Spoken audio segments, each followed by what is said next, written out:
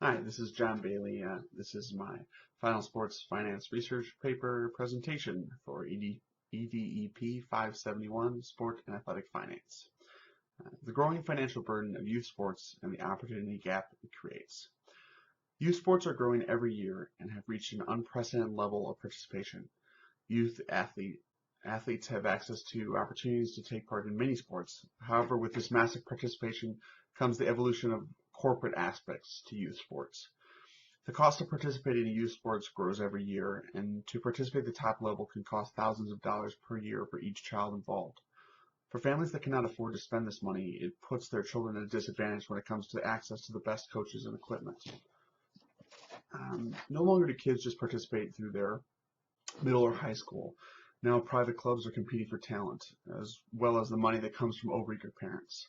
Um, Nancy Cambria states the perception of youth sports have changed. Forget the 8-game season of the middle schooler, though they still exist in some recreation leagues.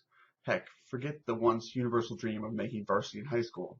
In some sports, particularly club hockey and soccer, some high-level club teams forbid players from competing on their high school teams. The level of competition is too low. Now there are a vast array of year-round club choices in almost every sport: hockey, baseball, soccer, volleyball, field hockey, swimming, and lacrosse. You've probably seen the stickers in the rear windows of minivans and SUVs. There are annual tryouts for elites and traveling teams for kids in elementary school. Fees for select clubs can be upward of $1,000 for kids as young as 6. This pressure has created a billion-dollar industry based around youth sports. From equipment sales to the building of multi-million-dollar facilities to attract tournaments and teams to travel to play. This industry sells the idea of participant success to the parents of the youth involved. The idea is addressed as the parent trap by Hyman in his book. There are more parents and supervising adults invested in the idea that spending money on one extra thing, a travel team, a cross stick, a private lesson, can make a difference in turning their kids into polished athletes. And of course, there are many more entrepreneurs eager to meet this growing demand. Top sporting academies sell this idea as success for the kids by promoting college scholarship numbers and offering workouts designed to give advantages even to kids as young as 6 or 7. The biggest issue is that this structure gives advantages to the kids that can pay to participate in youth sports from a young age. If they don't play club, they put themselves in a huge disadvantage when they go into a U9, U10, or U11 situation. If that's the first time they're getting into it, most of those kids have already developed so much, and the opportunity for them to make those teams, unless they're just tremendous athletes, is much less. The problem with the cost associated with modern youth sports is one of access. When parents are making massive financial sacrifices to enable their own and their child's dream of sports success, what happens when there's no money for these costs? Many families simply can't afford the financial sacrifice to have their children take part. Specifically, families of low socioeconomic means have particularly low participation.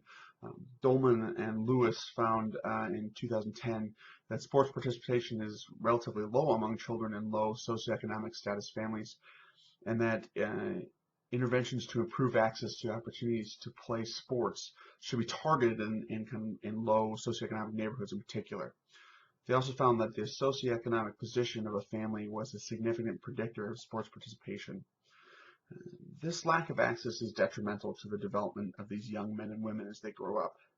Athletic participation has been linked to social development and many other important factors of youth development. Currently, the field is becoming far too specialized to aid all the youths who want to participate. And this narrow focus is not a positive outcome for sports. It eliminates the opportunities for low-income families, and eliminating the larger portion of the population from competing is an unnecessary byproduct of this new business of sports. This topic is of particular interest to me in my career and in my experiences. I have now worked in 3 different areas of sports relating to this topic. I began working at Knox College as a coach of multiple sports. I was exposed to recruiting services such as berecruited.com and other websites that work to get kids connected with college coaches. These athletes would send me massive resumes with videos and cover letters. And we coaches would give them a minute or 2 and then move on. I had no idea how much money was being spent to get that paper in front of me. As I transitioned to coaching at East High School, I gained a completely different perspective. East is uniquely located in an area that has a wide socioeconomic range, from families that are extremely wealthy to families that have their oldest child working to help cover expenses. All on the same teams and attending the same school.